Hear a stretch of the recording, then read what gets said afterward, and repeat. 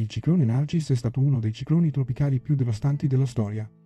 Ha colpito il Golfo del Bengala nella primavera del 2008, causando la morte di oltre 130.000 persone, con altre 2 milioni che sono rimaste sfollate e senza un tetto.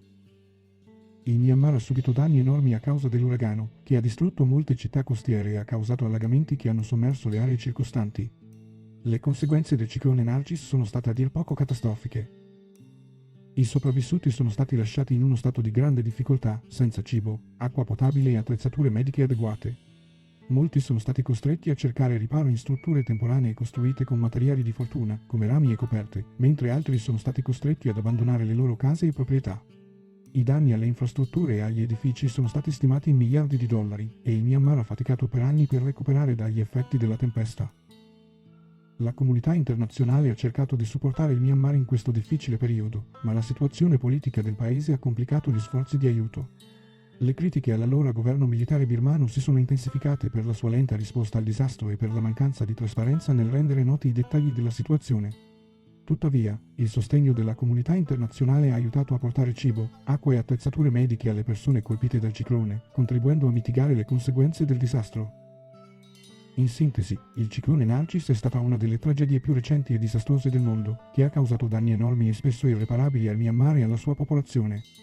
La sua memoria è ancora viva oggi come monito contro i pericoli dei fenomeni meteorologici estremi causati dai cambiamenti climatici.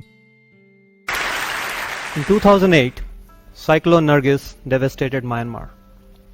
Millions of people were in severe need of help.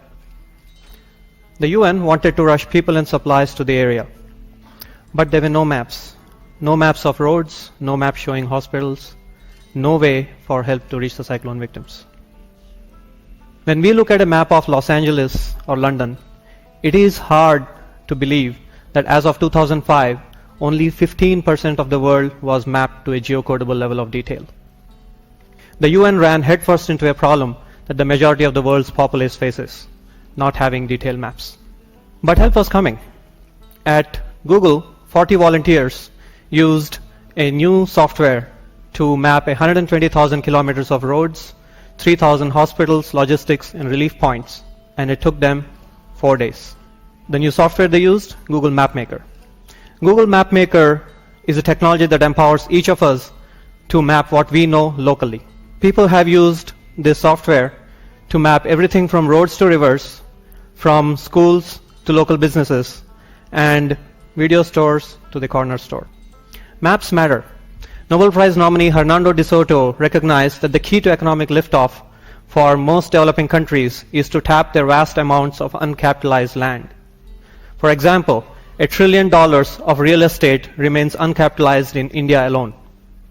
In the last year alone, thousands of users in 170 countries have mapped millions of pieces of information and created a map of a level of detail never thought viable.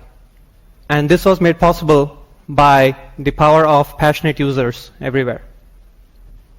Let's look at some of the maps being created by users right now. So as we speak, people are mapping the world in these 170 countries. You can see Bridget in Africa, who just mapped a road in Senegal. And closer to home, Chalua in MG Road in Bangalore. This is the result of computational geometry, gesture recognition, and machine learning. This is a victory of thousands of users in hundreds of cities, one user, one edit at a time. This is an invitation to the 70% of our unmapped planet.